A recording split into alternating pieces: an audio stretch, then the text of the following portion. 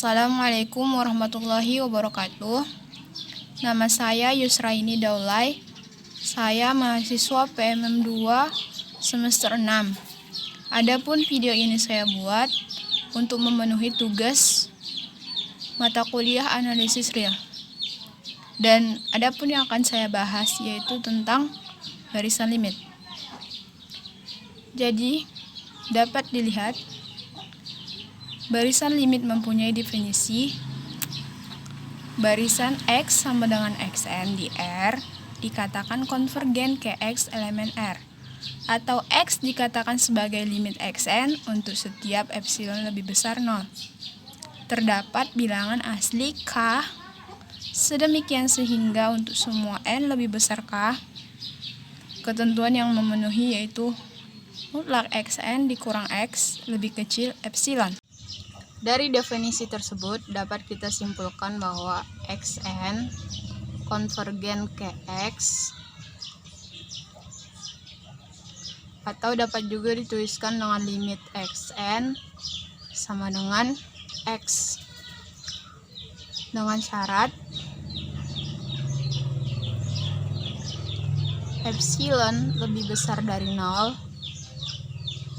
dan terdapat bilangan asli K elemen N. Sedemikian sehingga untuk setiap N lebih besar sama dengan K memenuhi mutlak Xn dikurang X lebih kecil dari epsilon. Jika suatu barisan memiliki limit, kita menyebutnya konvergen. Jika tidak memiliki limit, kita menyebutnya divergen.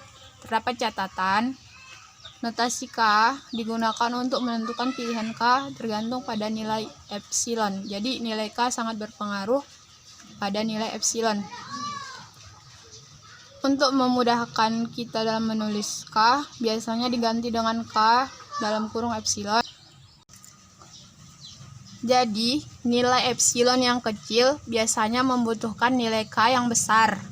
Hal ini untuk menjamin jarak mutlak Xn dikurang X antara Xn dikurang X kurang dari epsilon untuk semua N lebih besar sama dengan K sama dengan K.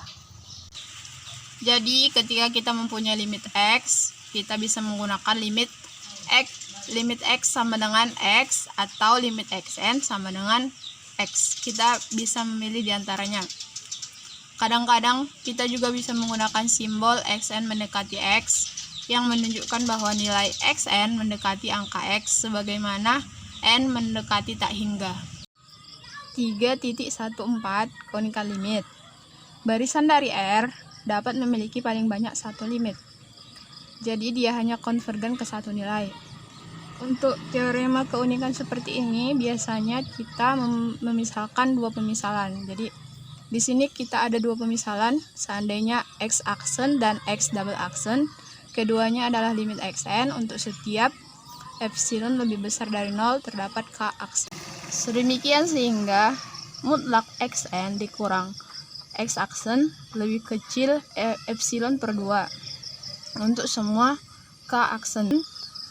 Jadi untuk K aksen mutlak Xn dikurang X aksen lebih kecil per 2 untuk K double aksen.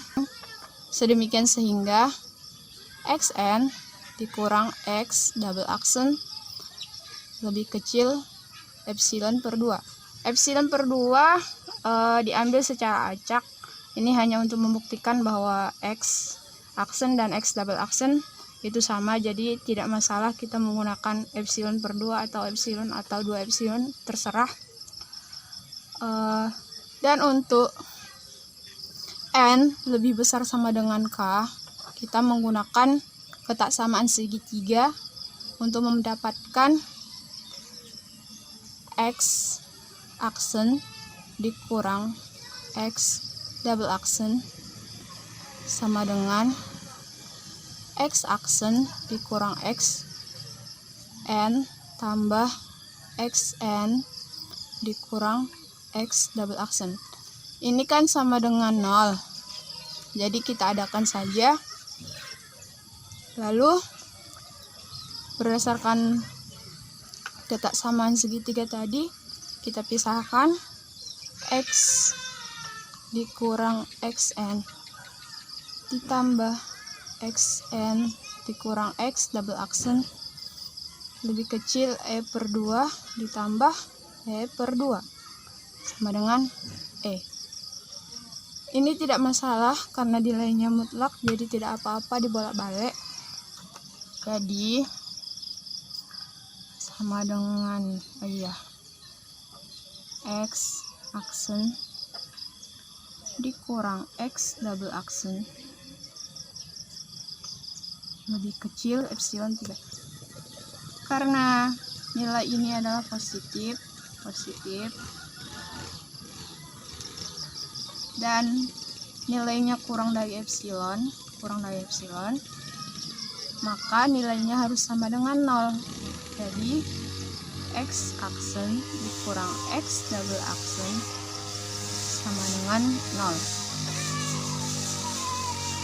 Jadi kita bisa memindahkan lebih lanjut x aksen sama dengan x double aksen, sehingga terbukti bahwa x aksen sama dengan x double aksen.